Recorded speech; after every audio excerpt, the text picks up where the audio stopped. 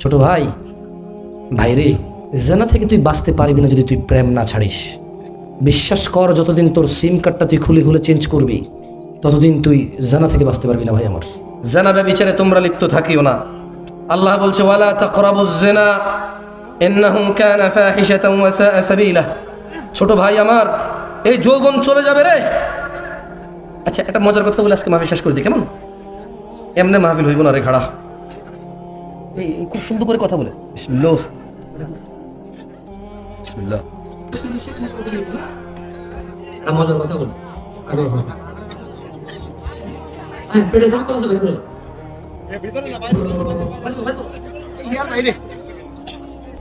আচ্ছা ঠিক আছে। তোমার বোনের তো তোমার মতো কারো কাছে বিয়ে দাও না। তোমাদের মধ্যে কেউ আসো যে তার বন্ধুর সাথে বোন বিয়ে দিবা? ওরকম লোকের সাথে বন্ধুত্ব করো তুমি মিয়া? ফাজলামি করো, সাধু সাধু আমার সামনে এসে বাপের বদনামি করো। কে তোমার বন্ধু? কে তোমার বন্ধু? কে তোমার বন্ধুটা? কে বলো? তুমি এমন এক লোকের সাথে চলো যার সাথে তুমি বোন বিয়ে দিতে রাজি নাই, কারণ তুমি জানো ও কত খারাপ। তুমি তো তোমার কাছে, তুমি তার কাছে তো তুমি এরকম খারাপ, সেও তো বিয়ে দিবে না। আর যাই হোক, টপিক থেকে বাইরে না যাই, জানা নিয়ে কথা বলতেছি। কি নিয়ে? জানা নিয়ে কথা বলতেছি। তো এখন 2 মাস পর ব্লক টক করে দিছো, এরপরে তোমার বউ মার মোবাইল থেকে মেসেজ দিছে।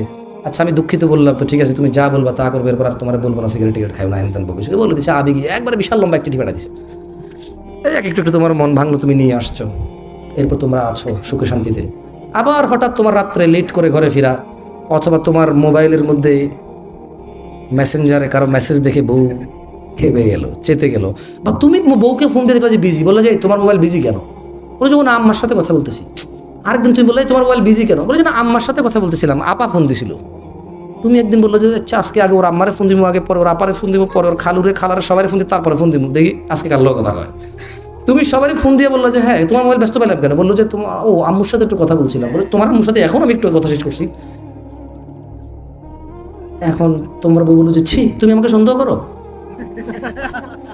তুমি রাষ্ট্রীয় সন্দেহ কেছে, এটা তো বাস্তবতা। সন্দেহ তো আমি যদি অনুমান করতাম তাহলে না সন্দেহ। তুমি তো মিশে কথা কইছো, সন্দেহের কেছে তো কনফার্ম। কার সাথে কথা বলছো বলো? এরপর বলছে যে না বুঝছো, তুমি তো রাগ করবা জেনে আমি বলি নাই।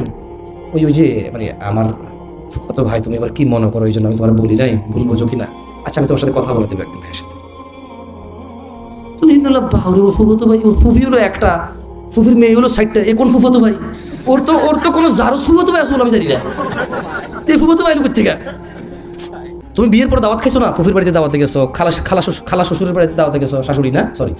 তো তুমি চিন্তা কি ওর ফুফি তো যার সন্তান আছে বলে জানি না, যে ছেলে আছে বলে 4টা মেয়ে আছে এটা জানি।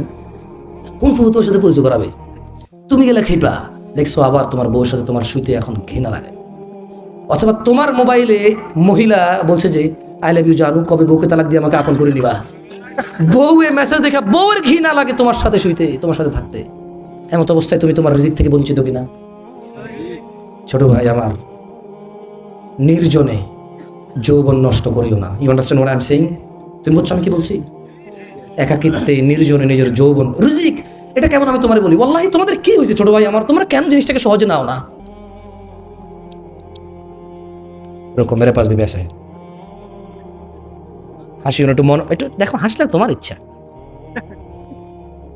দেখো একদম ধরো তো, এটা এইভাবে ধরো। হ্যাঁ ই তো গয়া।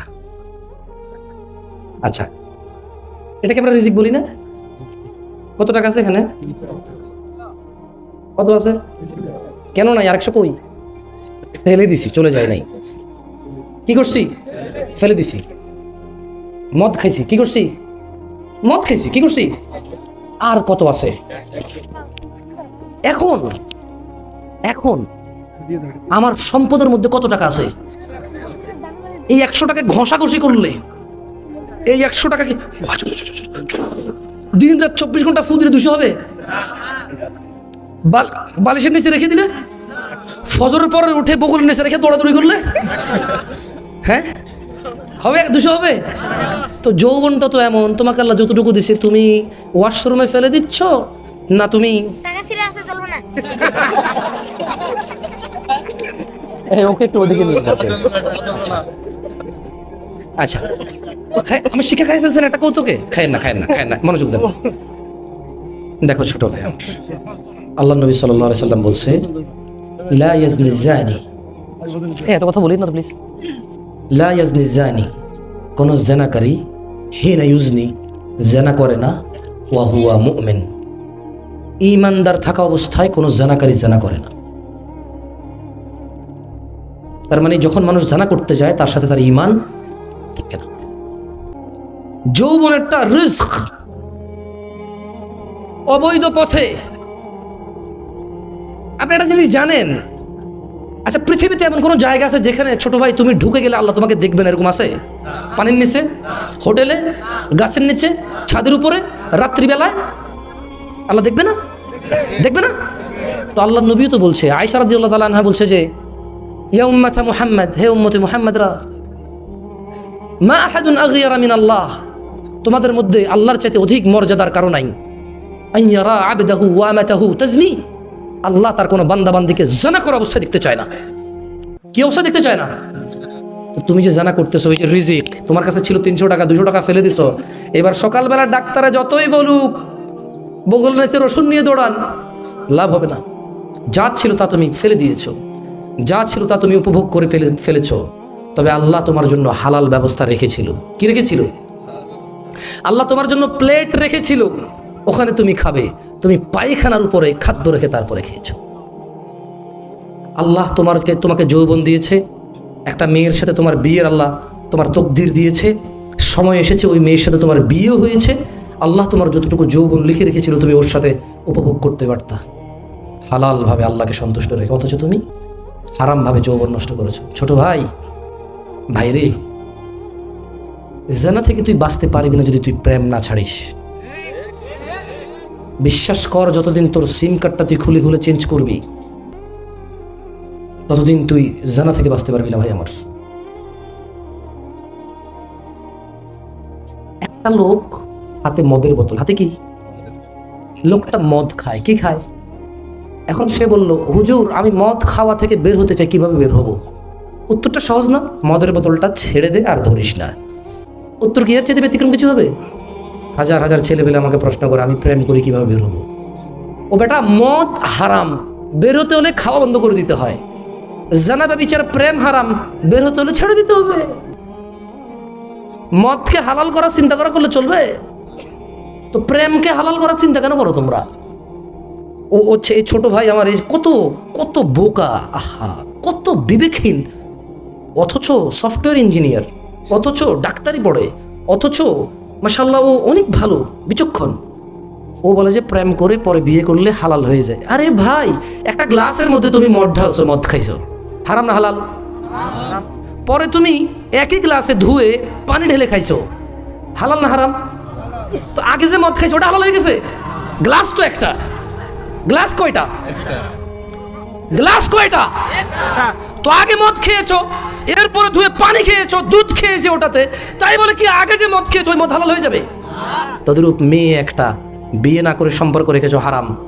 মেয়ে একটা বিয়ে করে সম্পর্ক করলে আগের হারাম হালাল হবে না, ওটা গুনাহ থেকে যায়। ওটা কি থেকে যায়? ওটার জন্য মাপ চাইতে হবে।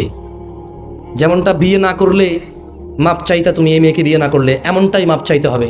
এই মেয়েকে বিয়ে না করলে যেমনটা গুনাহ, এই মেয়েকে বিয়ে করলো আগের অন্যায়গুলো একেবারে শতভাগ সেম অপরাধ। ভাই আমার, ভাই আমার, লা ইউজনি জানি হিনা ইউজনি ওয়া হুয়া মুমিন, কোন জানাকারী জানা করে না মুমিন থাকা অবস্থায়।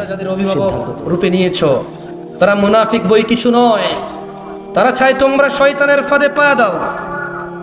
আনাস ইবনে মালিক রাদিয়াল্লাহু আনহু বলেন, আল্লাহর নবী বলেছেন, মদের সাথে সম্পৃক্ত 10 প্রকার মানুষের উপর আল্লাহর নবী গজব দিয়েছে। নাউযু বিল্লাহি মিন যালিক।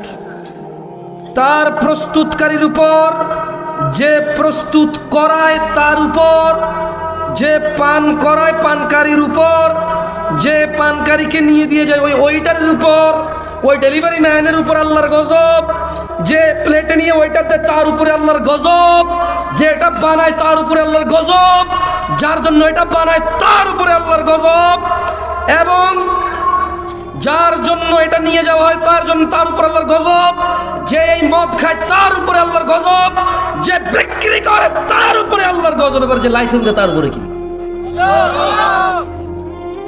আল্লাহ আমাদেরকে বুঝার তৌফিক দান করুন।